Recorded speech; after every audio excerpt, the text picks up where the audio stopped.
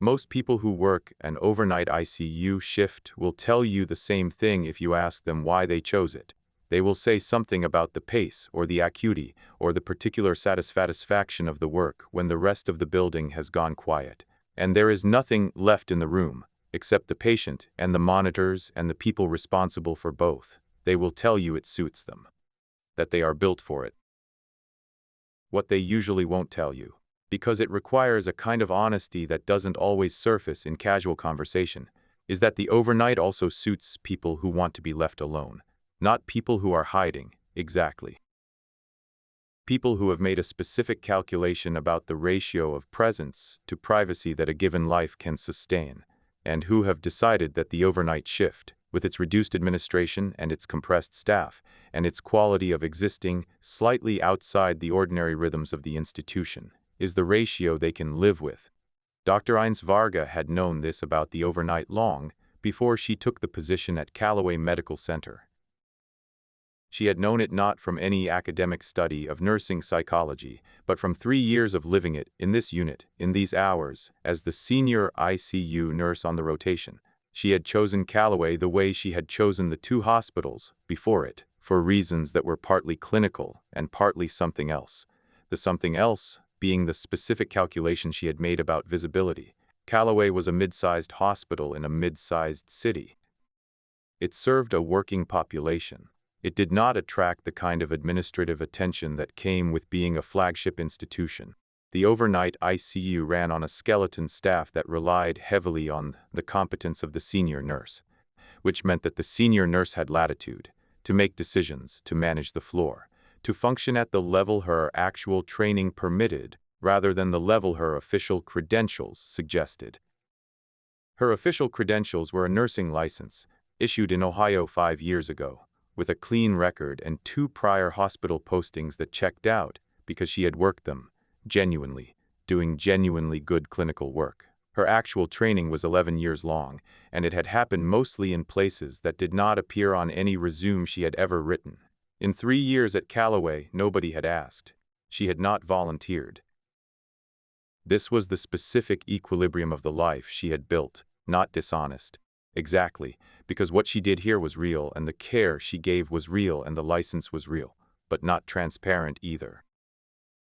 A life organized around the specific gaps in what people thought to ask, inhabited carefully and continuously, maintained with the discipline of someone who understood that the gap between what was said and what was true was a space that required active management. She had been managing it for 3 years. The night it stopped being manageable began the way most nights at Calloway's overnight ICU began. In the particular held-breath quality of the small hours, with the unit at its usual census, and the floor doing the work that floors did when the day staff had gone home, and the world outside had contracted to the glow of the monitors and the rhythm of the ventilators. Ines was at bed 4, adjusting the sedation rate on a patient who had been fighting the vent in the specific restless way of someone whose body wanted to be more awake than the clinical situation permitted, when she heard the call come through to the charge desk. She did not catch the words. She caught the quality of the response. The specific shift in the charge nurse's voice that communicated that something was coming, and the something was not routine. She finished the sedation adjustment. She went to the desk. The charge nurse, a man named Gill who had been at Calloway for 12 years, and who processed incoming information with the organizational efficiency of someone who had received every possible kind of bad news and had long since stopped being destabilized by it, looked at her with an expression she could not immediately categorize. Not alarm. Something more specific than alarm. "Trauma's sending us a patient," he said. "Military transfer. Gunshot wound, post-op, 2 days out of surgery. They want him in the overnight ICU." He paused. "There's a federal coordinator on the phone who wants to speak to the senior nursing staff before he arrives." Ines looked at Gill. "Put it through," she said. She took the call at the charge desk. The man on the other end of the line gave her the clinical information first, which was what she asked for, and what she listened to with the specific complete attention of someone building a picture. "Post-operative gunshot wound, 2 days out of surgical repair," stable but fragile in the specific way that fragile and stable coexisted after complex abdominal surgery. Monitoring requirements, medication schedule. The particular post-surgical vulnerability profile of a man whose body had been through a significant amount and was now doing the slow, careful work of repairing itself. Then the federal coordinator said, he has a specific request regarding his care. Inns waited. He's asking for a nurse named Varga, the coordinator said. He says she works this unit. He says she's the only person he'll accept care from. The unit was quiet around her. The monitors beeped their steady rhythms. Gil was at the far end of the desk, out of earshot, doing his paperwork. Inns held the phone for a moment. "Tell me his name," she said. The coordinator told her. She knew the name. She had known it in a different context, a different world, a different version of herself that she had been spending 3 years, and some significant amount of internal effort not being anymore. She closed her eyes for exactly 2 seconds. Then she opened them. "He's coming to the right floor," she said. "I'll have the bed ready." She hung up. She stood at the charge desk for another moment. Then she went to prepare bed 9. She moved through the preparation the way she moved through everything, efficiently, completely, without any visible sign of the thing that was happening underneath the efficiency. She pulled the appropriate monitoring setup. She reviewed the surgical notes that had come through on the system ahead of the patient's arrival. She calculated the medication schedule in her head before she confirmed it against the orders, not because the confirmation wasn't necessary, but running the calculation first was a habit from a time when the confirmation wasn't available. Gil came to stand beside her. "You know him," he said. Nodhead, not a question. Gil had been reading people for 12 years. "From before I was here," she said. He absorbed this. "Is that going to be a problem?" he said. She looked at the bed she was preparing. "No," she said. "It's going to be the opposite of a problem." She didn't explain what she meant. Gil, who had been a charge nurse for 12 years and understood which questions to ask and which to leave, didn't ask her to. The patient arrived 40 minutes later, and the floor, which had been, in 3 years of Ines Varga's careful management of what it was allowed to see, was about to see everything. Before we go any further, if this is the kind of story you want more of, hit subscribe, drop a like, and tell me in the comments what city you're listening from tonight. I read every single one. Chapter 1. When Ines Varga had first arrived at Calloway Medical Center, she had done what she always did in the first weeks of a new posting. She had learned the building, not the clinical layout, that she absorbed in the first shift, mapping the unit with the automatic spatial attention of someone for whom knowing a space was not a professional habit, but a survival one. She learned the building in the deeper sense. The loading dock that the night maintenance crew used and the timing of their rounds, the stairwells that connected to which floors, and which stairwells the administrative staff avoided because the elevator was closer. The security camera positions and the corridors they covered and the corridors they didn't. The parking structure's layout and the sight lines from the ground floor entrance. She did this quietly, over the first 2 weeks, framing it in her own mind as the ordinary orientation of a new employee learning her environment.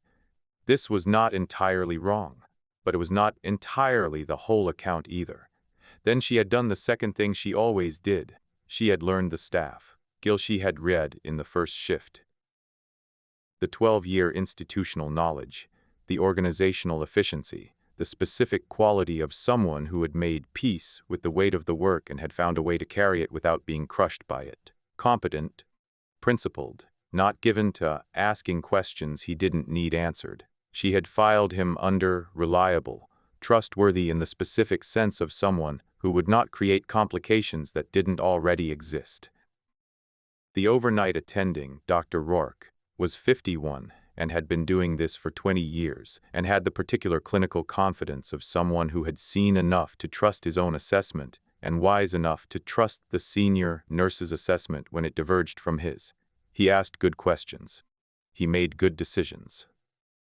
He did not manage the floor so much as inhabit it alongside the nursing staff, which was the style of attending that Ines found most compatible with her own working approach.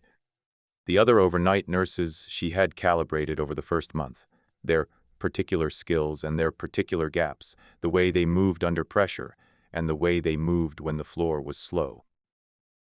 She knew all of them with the completeness that 3 years and a specific quality of attention produced, the completeness of someone who had been trained to know the people around her, because knowing them was the thing that made the team functional. She had let them know her in return. In the specific partial way she let anyone know her. The clinical version of herself, the professional version, the version that showed up every shift and was exceptional at the work and was warm in the manner of someone who genuinely cared about the people on the floor without offering them access to the parts of herself she was still managing. 3 years of this. 3 years of the overnight ICU at Calloway Medical, the 10-bed unit on the 4th floor of a building that looked like every other mid-sized regional hospital from the outside, and that looked, from inside the overnight shift, like the particular world that overnight ICUs always looked like.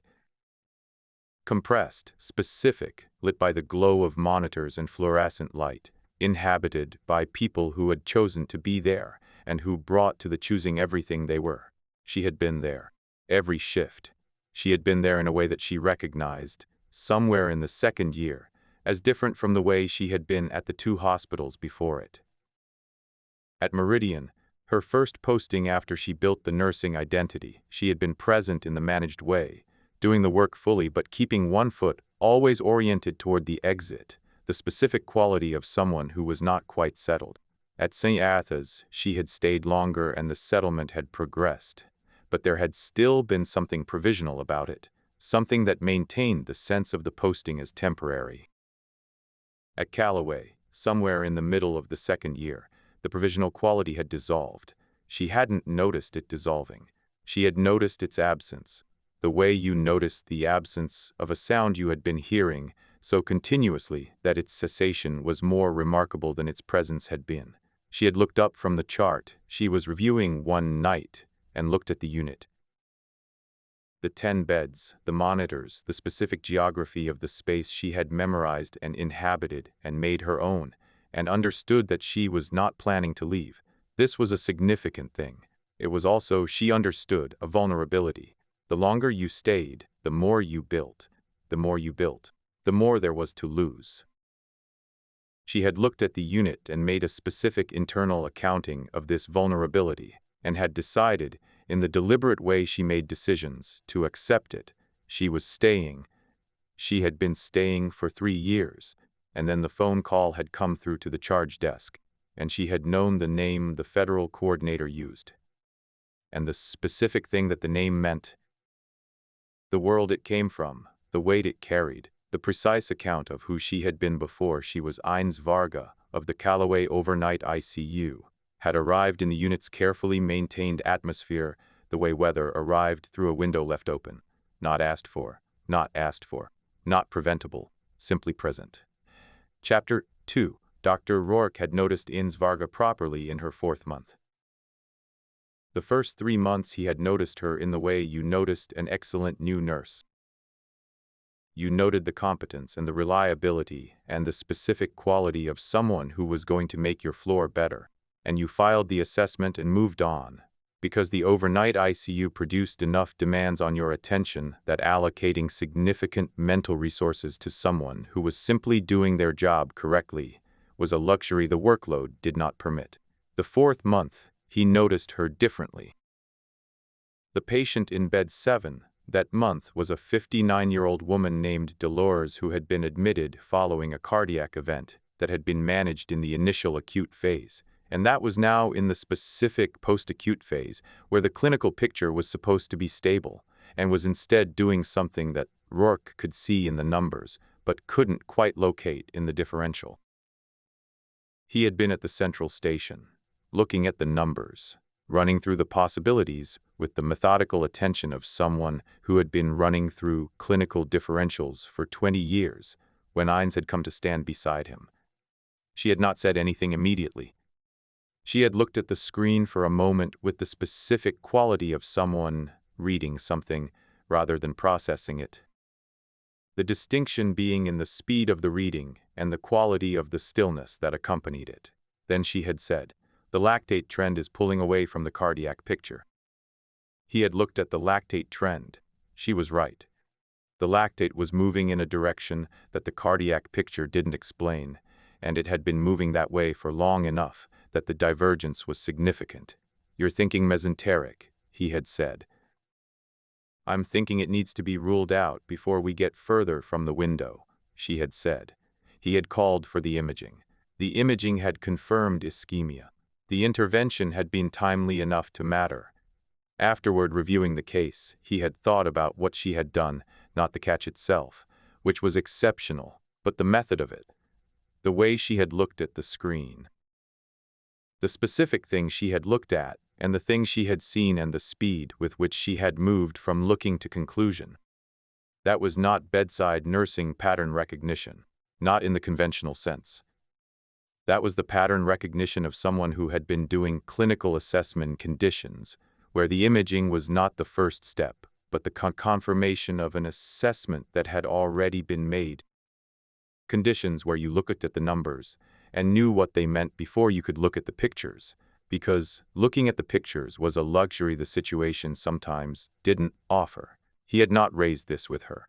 He had absorbed it and held it and continued to work alongside her with the specific professional respect of someone who had upgraded their assessment and was not going to make the upgrade into a performance. Over the following months, he had added to the picture.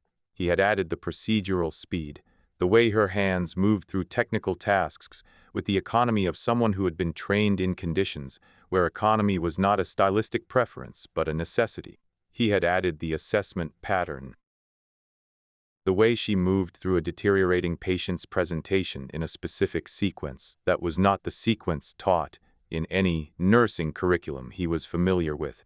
That is instead the sequence of someone who had learned to prioritize by the specific logic of what could kill you fastest. He had added the way she managed the deaths, with a completeness that went beyond clinical competence into something harder to name, the presence of someone who had been in rooms like this enough times that the rooms had stopped requiring anything from her except her full attention.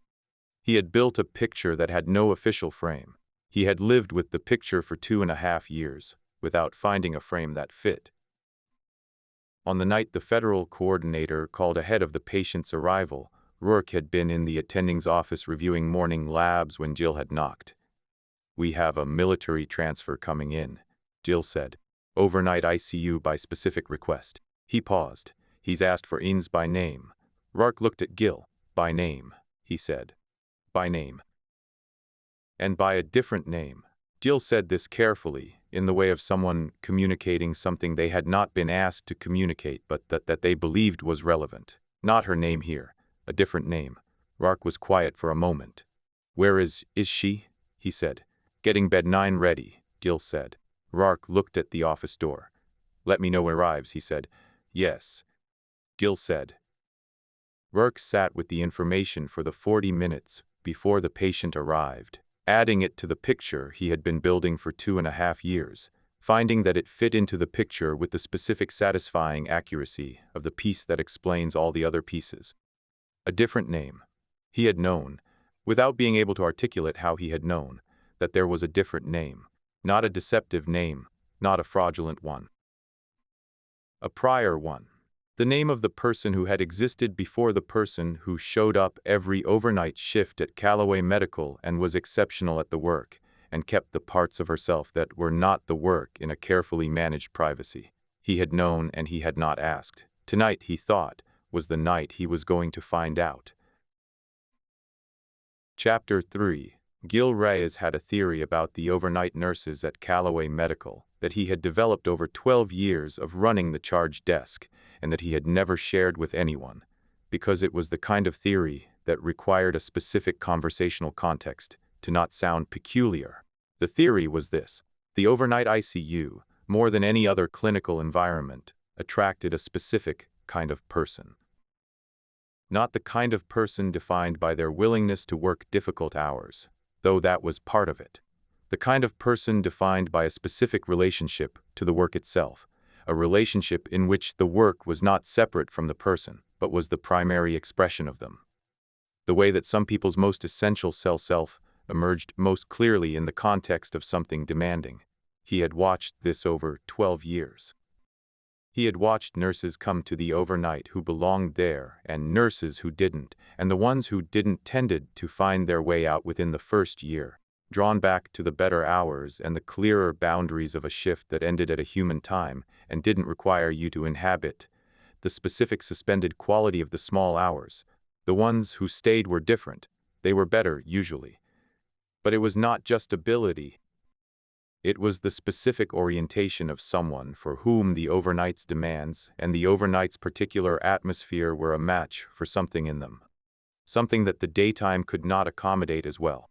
Ines Varga had been, from the first shift, the most obvious example of this match he had ever seen. She moved through the overnight floor with the completeness of someone who was not performing a role, but occupying it.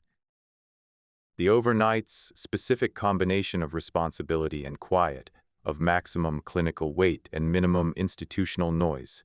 She fit it the way a key fit a lock. Not because she had been trained for it in any standard sense. Because she had been shaped by something that produced the same result as the training, and the shape and the work were aligned.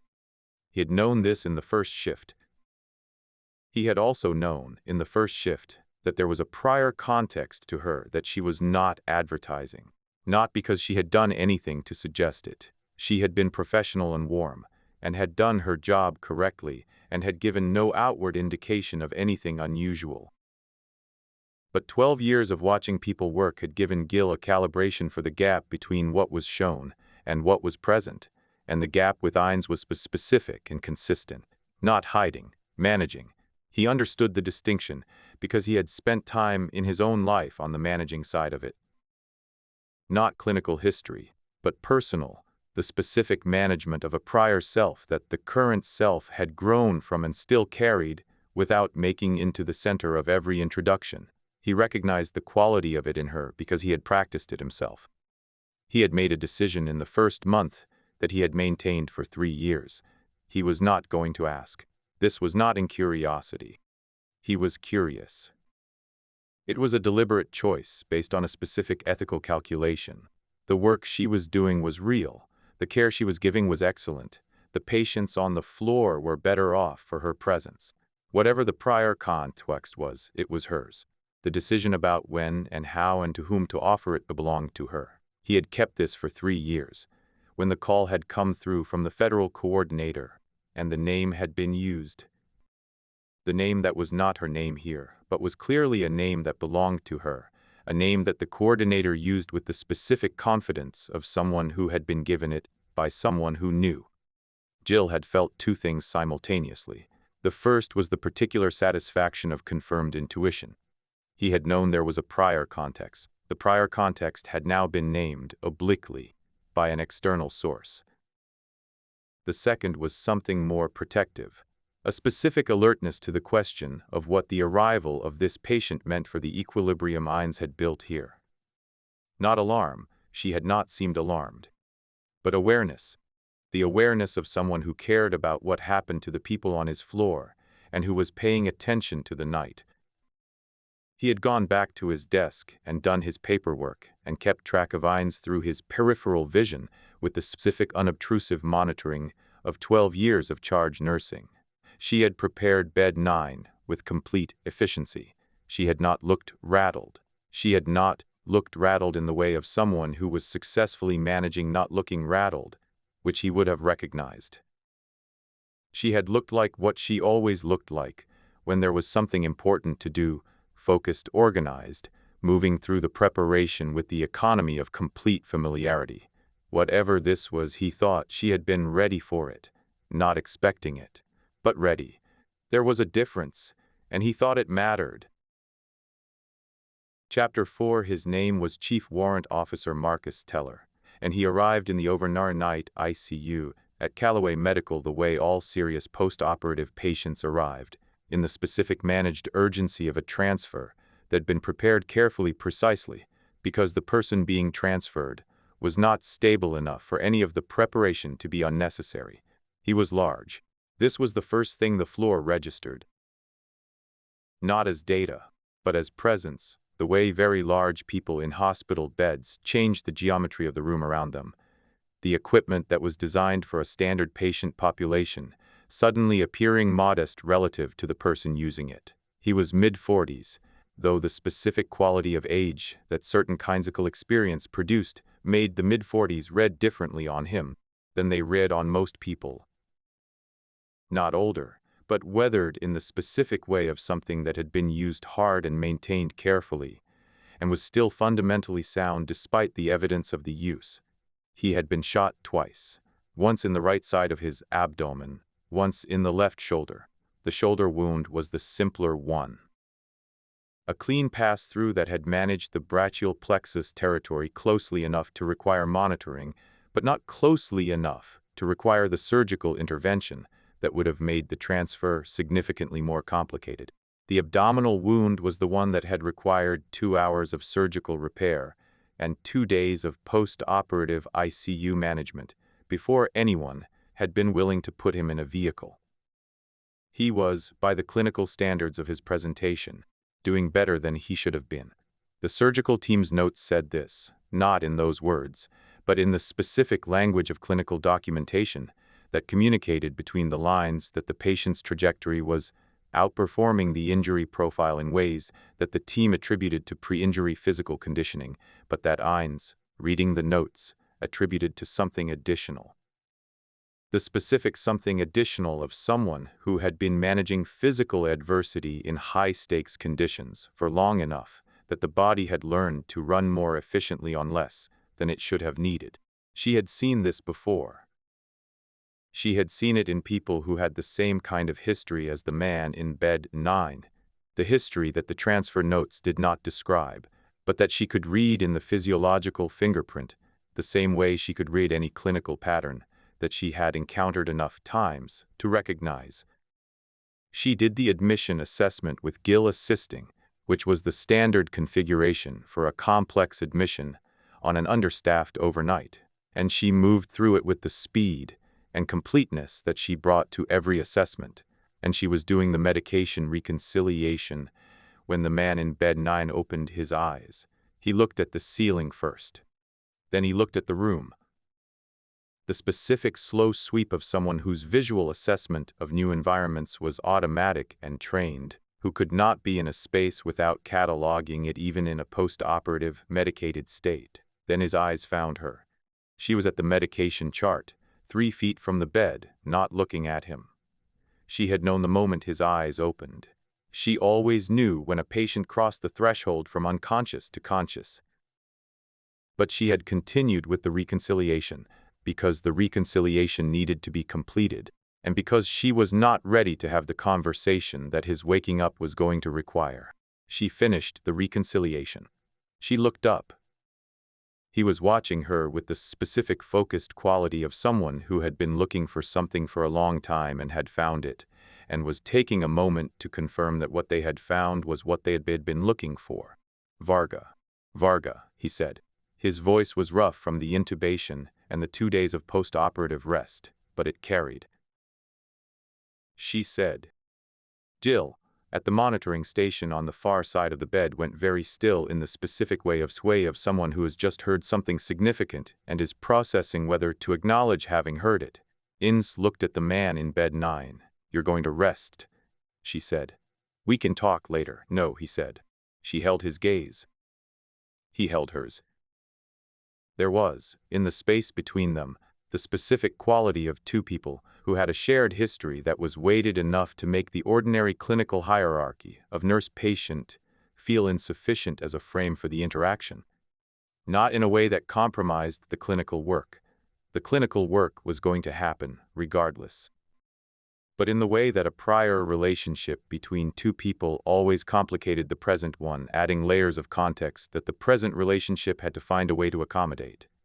You need to rest, she said again. The repair is solid, but it's 2 days old and you've been in a vehicle. Let me finish the assessment and then we'll talk. He looked at her for another moment. Then he looked at the ceiling. Fine, he said. She finished the assessment. It was thorough. It was also, and she was aware of this, thorough in a way that went beyond what the transfer notes required. She was building her own picture of his current state, not because the transfer team's picture was inadequate, but because the picture she built herself was the one she trusted, and in this specific case, she needed to trust her picture completely. His abdominal wound site was healing correctly. The monitoring values were doing what they should be doing for the time frame. His respiratory status was better than the notes had suggested it would be, which confirmed her read of the physiological fingerprint. He was recovering faster than the injury profile predicted, because his baseline was not the baseline the injury profile assumed. She documented the assessment. She pulled a chair to the side of the bed. She sat down. She said, "Talk. Chapter. What Marcus Teller needed was not a medical procedure. This was the thing that the federal coordinator had not said on the phone, and that Teller had not said in the first minutes of his waking. And that became clear when I sat in the chair beside the bed and told him to talk." He turned his head to look at her. The movement cost him something. She could see it in the slight tightening around his eyes, but he managed it and held the position. "There's an operator," he said. "One of mine. His name is Garrett." He paused, organizing his words with the specific care of someone for whom talking was currently expensive. "He was hit on the same operation that got me. Worse than me. He made it through the surgery, but the team is saying he's not coming back." The brain injury. Eanes was quiet. She let him continue. "He has a daughter, Teller sold. Her mother died 2 years ago. Garrett is it for her. There's a grandmother, but she's 73 and she's the grandmother, not the parent." He stopped. His breathing was doing something effortful that she tracked without making visible that she was tracking it. "He doesn't know yet about his prognosis. They're waiting for him to be stable enough to hear it. And you want to be there when he hears it," she said. "I want to be there for what comes after," Teller said. "When he hears it and has to figure out what to do about his daughter, he's going to need someone who understands, someone who has been in the work, who understands the specific weight of what he's being asked to process. The doctors can give him the clinical picture. The chaplain can give him whatever the chaplain gives." He looked at the ceiling. "He needs someone who has sat with this kind of information before, in this specific context, who can help him figure out what to do for his kid." Eanes understood. She understood what Teller was asking her for, and why he had asked her specifically, and what it meant that he had tracked her down to a civilian hospital in a city she had chosen for its obscurity and had sent a federal coordinator ahead to make sure she was on the floor when he arrived. "You could have had the conversation with Garrett yourself. You've been in the work. You understand the weight. I'm in the bed next door," he said, medically. A slight pause. "And I'm his commanding officer. The conversation I have with him it's going to carry the weight of that relationship. He's going to manage himself for me. He's not going to fully fall apart in front of me the way he needs to fall apart to get to the other side of this." Eanes thought about this. "You want someone outside the chain," she said. "I want someone who has held people through this specific kind of news in this specific kind of context, and who knows what the right thing is to do with their hands while someone's world rearranges itself, and who Garrett can fully break in front of without it costing him anything in his own eyes." She sat with this for a moment. "How did you find me?" she said. "It took 2 years," he said, "and some help from someone who owed me a favor." He looked at her. "I'm not here to disrupt what you've built. I'm not here to pull you back into anything. I needed you for this specific thing, and when this specific thing is done, I will go back to wherever they send me, and you'll go back to whatever shift you're on." She looked at the monitoring line attached to his arm. "Garrett. Where is he?" "Walter Reed," he said. "They're planning to have the conversation with him in 4 days, when he's stable enough." He paused. "I need you there, not as a nurse, as the person who knows how to be in that room." She was quiet for a long time. The unit was quiet around them. The monitors ran their steady narrations. Gil was at the desk, not looking at her, which she understood to be the specific tact of someone who was giving her the privacy the conversation required while remaining close enough to be useful. She thought about what Teller was asking. She thought about Garrett, a man she had never met, who was 2 days away from learning something that would require him to completely rebuild his understanding of his own future and his daughter's future simultaneously. She thought about what she knew about those conversations. Not from training. She had received some training, but the training had not been the primary educator. From experience. From sitting with people in the specific aftermath of catastrophic information and learning, through the accumulation of those conversations, what the person receiving the information needed in the hours immediately following. They needed presence, not comfort performing. Actual presence. The presence of someone who was not trying to fix the information or soften it or redirect attention away from it, but who was simply there, in the same room with the weight of it, available to sit with whatever came next. They needed honesty. Not brutal honesty. The specific honesty of someone who had been in enough of these rooms to know the person receiving the news could handle the truth if the truth was delivered by someone who was not afraid of it. And they needed, sometimes, someone who had a particular kind of authority, not clinical authority, not institutional authority. The authority of someone who had been in the same world and came from the same context and could say, I understand what this costs. I understand what you're being asked to carry, and I can sit here with you while you figure out whether you can carry it. Teller was right that she had that authority. She had built it the way she had built everything, through the accumulation of difficult experiences in difficult conditions over 11 years. The specific education of someone who had been the person responsible for the medical well-being of teams in circumstances that had included this circumstance. The moment when someone who had believed themselves capable of continuing found out that continuing was no longer available. I have a shift, she said. He said, I have patients on this floor who are my responsibility. I know, he said again. I'm not asking you to leave them. I'm asking you for 4 days from now. 2 days there, the conversation, the immediate aftermath, a day to make sure he's not alone in what comes next. He looked at her. 3 days. I know what I'm asking. She held his gaze. You found me in a city I chose specifically because it wasn't findable, she said. Yes, he said. And you came in with a federal escort. Yes. And you're asking me to travel to a military medical facility under my prior identity. The identity isn't a problem, he said. The coordinator, the federal side of this, they know the situation. They know who you are now and who you were before, and they're not interested in creating a problem. The clearance is still active. It never lapses, you know that. She looked at the ceiling. You're asking me to come back, she said. For 3 days, he said. For one specific thing. For Garrett's daughter who is 8 years old and needs her father to be able to function when he gets out of that hospital. The ceiling above bed 9 was the same ceiling as every other bed in the unit. Off-white, fluorescent lit, textured in the specific way of institutional ceilings everywhere.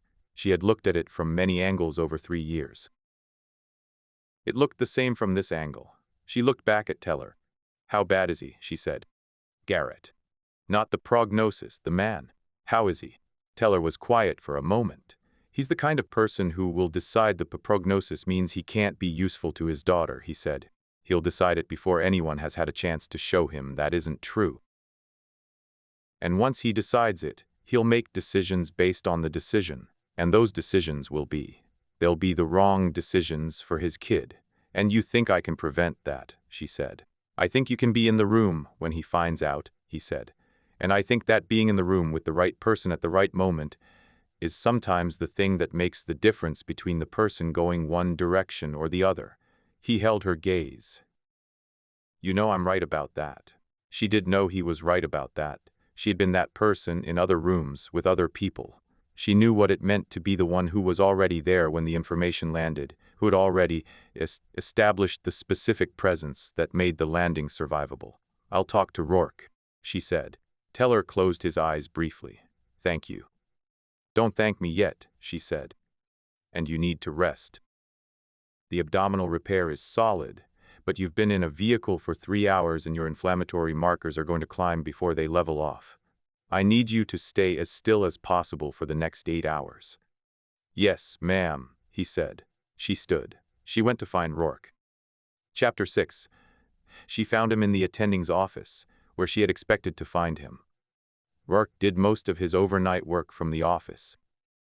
Not because he was absent from the floor, but because the floor at Calloway's overnight ICU was managed well enough that his presence was most useful in the spaces adjacent to it, the quick access space where he could process information and be immediately available rather than perpetually in motion. He looked up when she came to the door. She sat in the chair across from his desk. She had sat in this chair before, for clinical conversations. The specific conversations that required a door. She had never sat in it for a conversation about herself. She told him what she needed to tell him. Not everything, not the full 11 years, not the operational details that were still classified, and that she had no intention of declassifying in the attending's office of a regional hospital in the middle of an overnight shift. But the shape of it, the prior life, the nature of the work, specific reason she had come to nursing, and the specific reason she had been found tonight, and the specific thing that Marcus Teller was asking her to do. Rourke listened the way he listened to clinical information, with complete attention, without interrupting, building the picture from what he was given, rather than reaching ahead of the information toward a conclusion he had already formed. When she was done, he was quiet for a moment. "The patient in bed 9, he said. Teller. The federal escort, the name the coordinator used. Yes, she said. He's been looking for you for 2 years, he said. For this, she said. Not to disrupt what I've built here. For this specific thing. Rourke looked at his desk. And you want to go, he said. She thought about this. I want to help Garrett, she said. Who is a man I've never met, whose daughter is 8 years old, and who is going to receive information in 4 days that is going to require someone in the room who can do what I can do. She paused. Yes, I want to go. 3 days, he said. 3 days. He looked at the scheduling board on the wall. The overnight staffing, the coverage gaps, the specific arithmetic of an understaffed overnight unit that could not easily absorb the absence of its senior nurse. I'll call Davies for the first night, he said. She's done overnight cover before. The second night I'll come in early and pull a double. He looked at her. The third night you'll be back. She held his gaze. You're not going to ask me anything else, she said. He said. She thought about the picture she had known he was building. The 2.5 years of watching her and adding to the picture without naming what he was adding to. No. You shouldn't. Then I won't, he said. He picked up the pen and made a notation on the scheduling board. Your patients tonight are your patients. Sort out the handoff notes before you leave. Davies needs them to be thorough. They'll be thorough. She stood. She went to the door. Inns, he said. She turned. The pattern recognition, he said. On Dolores, in your 4th month. The mesenteric. I've been trying to place what kind of prior experience produced that read for 2.5 years. She looked at him. The kind where the imaging was the confirmation and not the starting point, she said. He nodded slowly. That's what I thought, he said. Take care of yourself on the way there. I will, she said. She went back to the floor. Chapter 7. The rest of the shift had the specific quality of a night that has been divided by an event, the before and the after, both of which contained the same work, but which felt different from the inside. The way a room felt different after a window was opened even after the window was closed again. She did the work. Bed 2 needed a ventilator parameter adjustment that she made with the respiratory therapist. The two of them working through the change with the specific collaborative efficiency of people who had done this together enough times that the collaboration was mostly nonverbal. Bed 5 was a woman named Ruth who was 3 days post-cardiac surgery and who woke in the small hours with the frightened disorientation that post-cardiac surgery patients sometimes woke with, the specific confusion of someone whose body had been intervened upon significantly, and who woke in a strange place not fully knowing where they were or what had been done to them. Inns sat with Ruth for 11 minutes.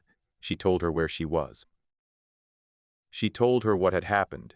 She told her, in the specific direct way that she told patients, the things they needed to know, that the surgery had gone well, and that the frightening quality of how she felt right now was part of recovering from something that had required significant intervention, and that the feeling was going to improve, and that the improvement was going to be measurable and real. Ruth looked at her. "You've seen a lot of people come through this." Ruth, "Yes," Ines said. "And they get better?" "The ones we get to in time," Ines said. "And you were gotten to in time." Ruth lay back against the pillow. "All right," she said. "All right." Ines stayed until Ruth's eyes closed, and the specific quality of her breathing changed to the quality of someone genuinely resting. Then she went back to the central station. She checked bed 9. Teller was asleep. The monitoring values were doing what they were supposed to be doing. She noted the inflammatory markers, which were climbing the way she had predicted, and adjusted the acetaminophen schedule to get ahead of the fever that the climb was predicting. She documented everything. Around 4 in the morning, Gil appeared at her elbow with 2 cups of coffee. He set one in front of her without comment. She looked at it. "Thank you," she said. He sat in the adjacent chair. They were both quiet for a moment, the specific comfortable quiet of 2 people who had worked many overnight shifts together and had learned each other's silences. "Teller," Gil said finally. "He's stable," she said. "The inflammatory markers are going to spike before morning. I've adjusted the schedule." "That's not what I was asking about," he said. She wrapped her hands around the cup. "I know," she said. She told him the shape of it. Not the full account, that was not Jill's to receive in a break room conversation at 4 in the morning.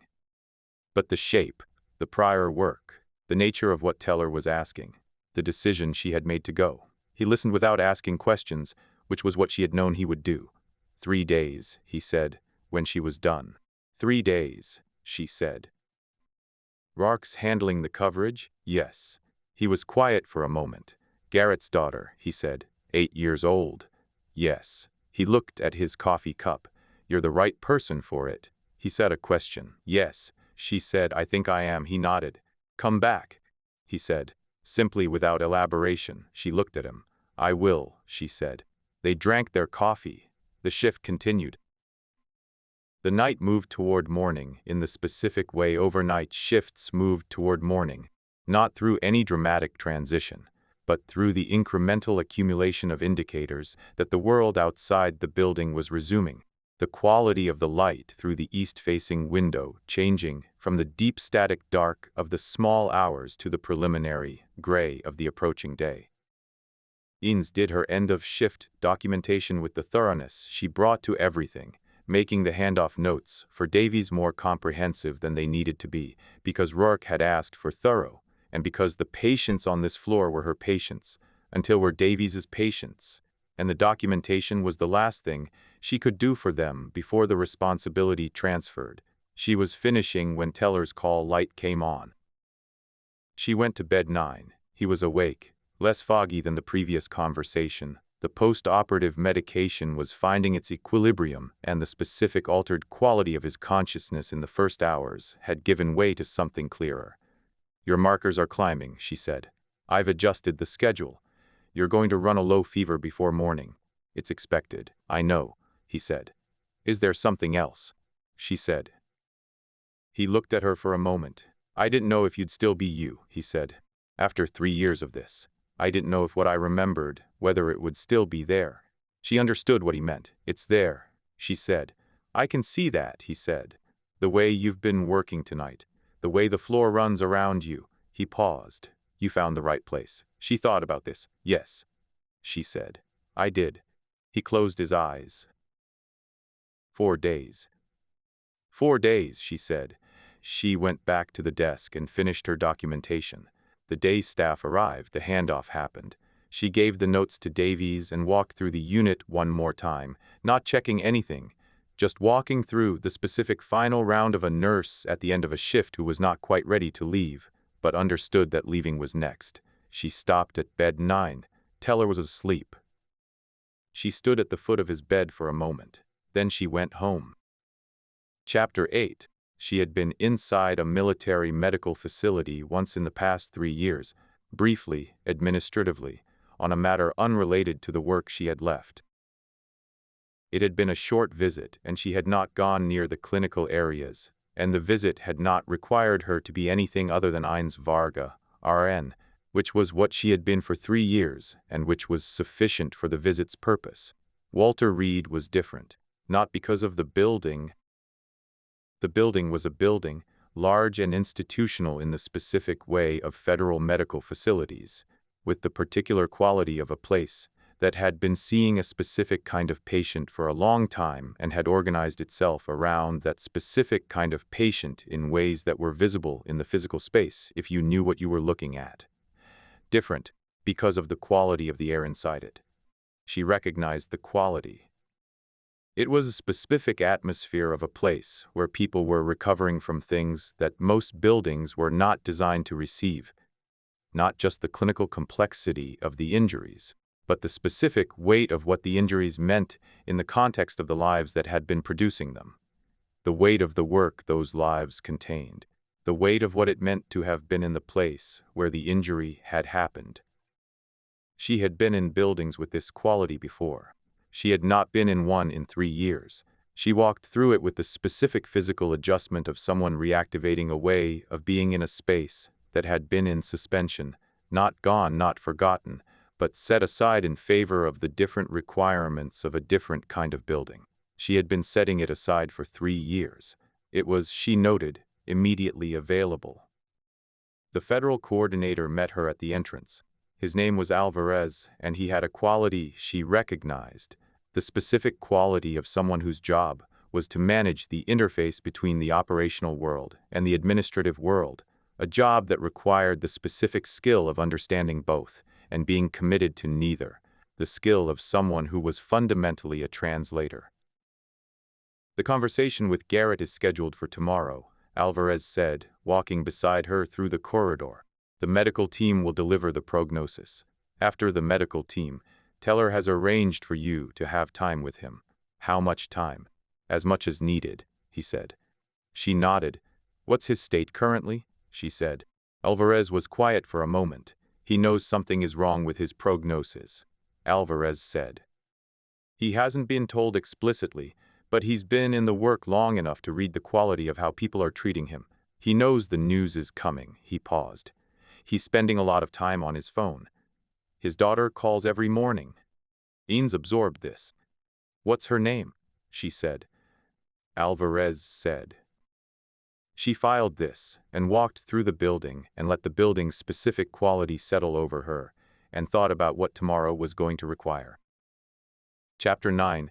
She met him the evening before the conversation, which Teller had arranged specifically because he understood, from knowing her, from understanding how she worked, that she would not walk into the room where the news was delivered without having first established the specific presence that made the room survivable. You did not do this work cold. You came in before the news and you sat with the person and you let them know, without stating it, that you were going to be there. That when the information landed, it was not going to land in an empty room. Garrett was 36 years old. He was lean in the specific way of someone who had spent years at the outer edge of physical capacity. Not bodybuilder lean, but the leanness of a body that had been asked to perform at its limits for so long that it had stopped carrying anything that was not load-bearing. He had a quality in his face that she recognized from many faces she had known in the prior life. A watchfulness, a trained awareness that was on even in a hospital bed, even in a state of physical limitation. He looked at her when Alvarez introduced her. Teller said you were coming, he said. Yes. He said you were someone I should talk to. That's up to you, she said. He considered her for a moment with the specific quality of someone who was used to assessing people quickly and accurately. You were in the work. Not a question. Yes, she said. How long? 11 years, she said. And then you left. And then I left, she said. He looked at the window. I have a daughter, he said. I know, she said. Nora, 8 years old. He looked back at her. Teller told you. Yes, he was quiet for a moment. She calls every morning, he said.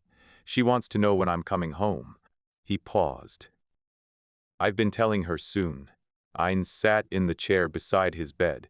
She did not say anything. He looked at her. What do you know about my prognosis? He said. Enough, she said. Teller told you. Teller told me the shape of it, she said. The medical team will give you the specifics tomorrow. He was very still. It's bad, he said. It's significant, she said. And it's honest information that you need to have so that you can make the right decisions. For Nora, he said. For yourself, she said. And for Nora. He looked at the window again. Through the window, the military medical campus was lit in the specific way of institutional grounds in the evening, in efficient, functional, the specific quality of light that was not designed for aesthetics, but for continuity. I don't know how to do this, he said. He said it with the flatness of someone stating a fact rather than expressing distress, but the fact was heavy enough that the flatness did not lighten it. You don't need to know how yet, she said. Tomorrow the information will arrive.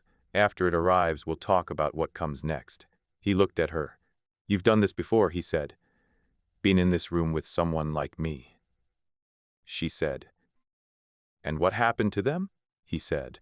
She thought about the people she had sat with in rooms like this. The ones who had found a way forward, and the ones who had needed longer to find it, and the ones who had ultimately found something they hadn't expected to find. They got through it, she said, in different ways and at different speeds and not without cost. But they got through it. All of them, he said. She held his gaze. The ones who let themselves be gotten through it, she said. He absorbed this. And you think I'll let you, he said. I think you love your daughter enough to try, she said. He was quiet for a long time. Yes, he said finally. I do. She sat with him for another hour. They talked about Nora, not about the prognosis or the logistics or the specific decisions that the prognosis was going to force. About Nora. The specific 8-year-old who called every morning and wanted to know when her father was coming home. The things she liked, the things she was afraid of, the specific texture of a relationship between a father and a daughter that had been managing the father's absences for years and had developed its own particular grammar for the managing. He talked about Nora with the specific, complete attention of someone who had organized their interior life around a person. She listened with the same completeness. When she left, she stood for a moment outside his room. She thought, he's going to be able to do this. Not easily, not without cost, not in the way that made the cost disappear, but he was going to be able to do it. She could see it in the specific quality of how he talked about his daughter, the love that was not abstract, but operational, the love of someone who had been managing its expression across difficult conditions for years and who understood, at some cellular level, that the management was the love, and the love was worth the management. He was going to get through it. She went to find Alvarez and tell him she needed to be in the room tomorrow when the medical team delivered the news. Chapter 10. The medical team delivered the prognosis at 10 in the morning. There were 3 of them. The neurologist who had been managing the brain injury, a rehabilitation specialist who had been assessing the functional picture, and a patient advocate whose role was to ensure that the information was received and processed in a way that connected it to the practical decisions it would require. They were good at their jobs.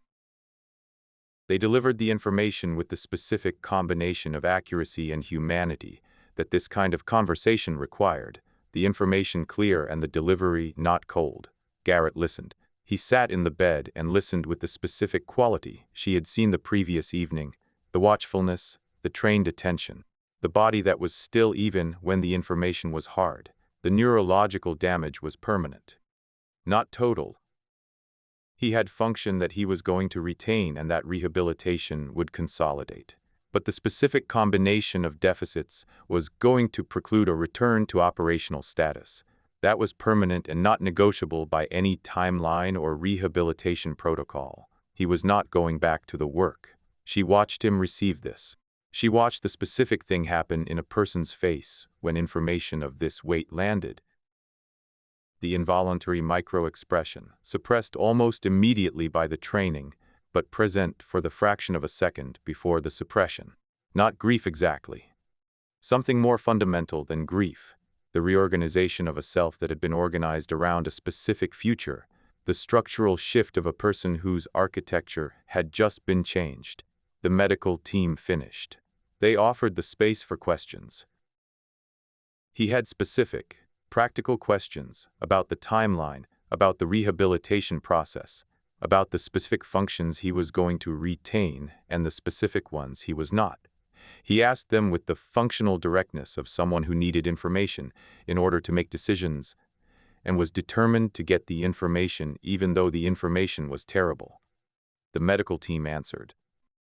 The neurologist, to her credit, answered with complete honesty and without the softening that sometimes made honest answers less honest. When they left, Ines was still in the chair she had been in since they began. Garrett looked at her. He did not say anything for a long time. She did not say anything either. The room held the specific quality of a room where something large had just happened and hadn't fully settled yet. The way a room held the quality of a sound after the sound hound had stopped. Finally he said, "Nora." Just the name. "Yes," she said. "She's going to." He stopped. "She's been waiting for me to come home. She's been telling everyone at school her dad is coming home." "She's right," Ines said. "You are coming home." He looked at her. "Not the way she's expecting," he said. "No," Ines said. "Not the way she's expecting." She held his gaze. "Different than she's expecting. Not less than she's expecting. You are still going to be her father." He was very still. "I don't know how to be her father from here," he said. The here was not the hospital room. She understood it was the condition, the new context, the life that was going to be built in the space the prognosis had created. "You don't need to know how from here," she said. "You need to know how from the next step and then the step after that." She leaned forward slightly. "The next step is calling her. Not today. Today you need some time with this. But soon. And when you call her, you're going to tell her you're coming home. Because you are. And when you're home, you're going to figure out the next step from there." He looked at the window. "She's going to see that I'm different," he said. "She's 8 years old," Ines said. "She's going to see that her father is home. That's the thing she's been waiting for." He was quiet. "You've done this," he said. "Left a life and built something else." "Yes," she said. Did it feel like this?" She thought about the specific quality of her own transition. The way the world had looked in the weeks after she had left the prior life, when the structure she had organized herself around had been removed, and the person who remained had needed to find a new structure. "It felt like the ground had changed," she said. "Like the surface you'd learned to walk on was different. And for a while, everything required more effort because you were learning to walk on the new surface. And then the new surface became the surface," she said. "It doesn't replace the old one, but it becomes yours, in its own way." He turned and looked at her directly. "Do you miss it?" he said. "The work." She thought about this honestly, the way she thought about things she had decided to be honest about. "I miss specific things," she said. "The specific quality of a team that has been through difficult things together. The specific weight of that kind of trust." She paused. "I don't miss the conditions that produced it, and I found something the work I do now that has its own weight. Different weight. But real. He'd ICU," he said. Said you work an overnight ICU." "Yes," she said. "That seems." He searched for the word. "Right. For someone like you, it is right," she said. "I didn't know that when I went looking for it. But it turned out to be." He was quiet for a moment. Then he said, "Tell me what the next step looks like. Specifically, walk me through it." She did. She walked him through it with the specific organized clarity that she brought to all clinical information, which was what this was. The clinical information of a life transition, the specific steps between where he was and where he needed to be, laid out in the order that made the distance between them navigable. He listened.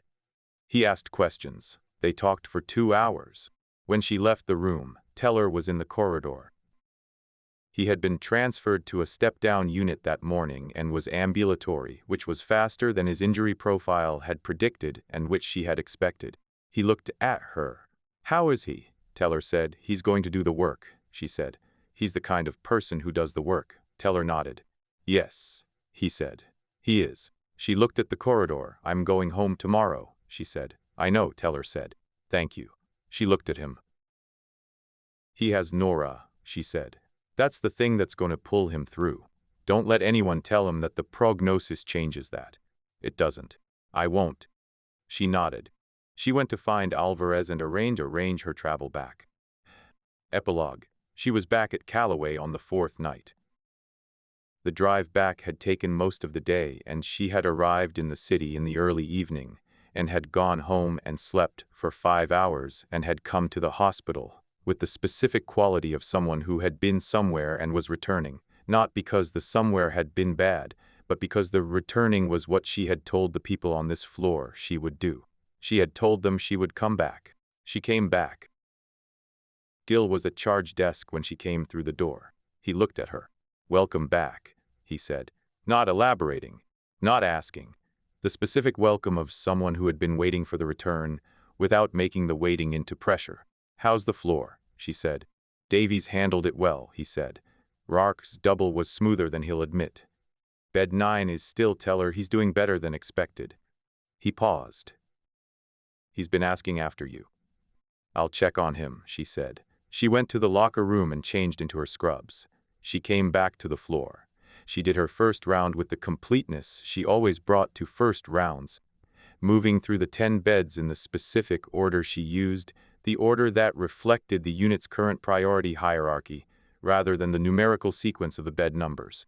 She knew this floor. She knew its geography and its rhythms and its particular population, and the specific character of the work it required. She was home. She stopped at bed 9.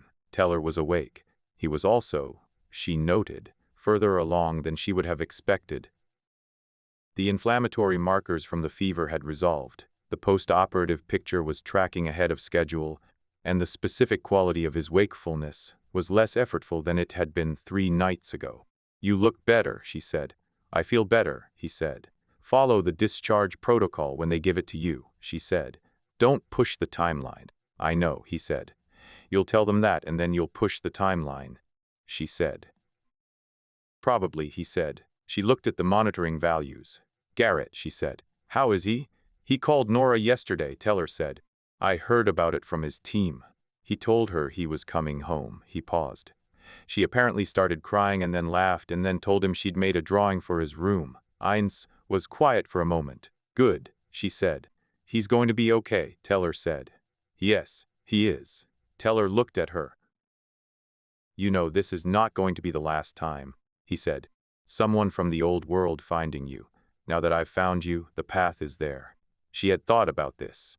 I know, she said. He said. She looked at the unit, at the 10 beds, at the monitors with their steady narrations, at Jill at the charge desk and Rourke visible through the window of the attending's office, and the 2 other overnight nurses doing their rounds. And I'm here, she said. Whatever comes from the old world, I'm here. This is where I am. Teller looked at her for a long moment.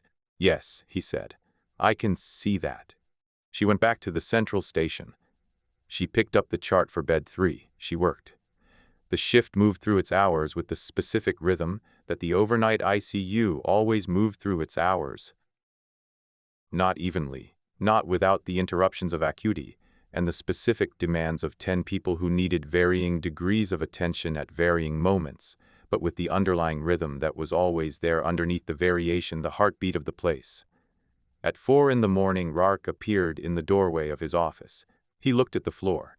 He looked at Ines. He said nothing. She caught his look and understood it. She nodded once. He nodded back. He went back to the office. She went back to the chart. The monitors beeped their steady rhythms. The ventilators did their measured work.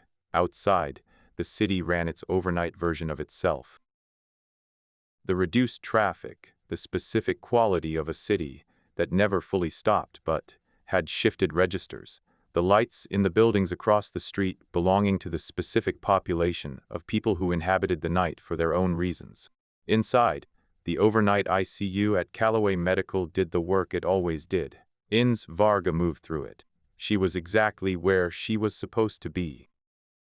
She had been exactly where she was supposed to be for 3 years. Whatever came from the world she had left, whatever paths had been made by Teller finding her, whatever threads connected the prior life to the current one, she was here. She had chosen this floor and these hours and this specific quality of work, and the choosing had been real and was continuing to be real, and nothing that arrived from outside the choosing changed the choosing itself. She was here. Every shift, that was the thing that mattered. The floor breathed, the city breathed, the night held. And when morning came, as it always came, she handed the floor to the day staff and went home and slept and came back. She always came back. That was the nature of it. That was why she stayed. If you love this type of intense nurse-taking action tales, hit that like button. Share the video with your fellow thrill seekers, subscribe to our channel, and ring the bell so you never miss a new story.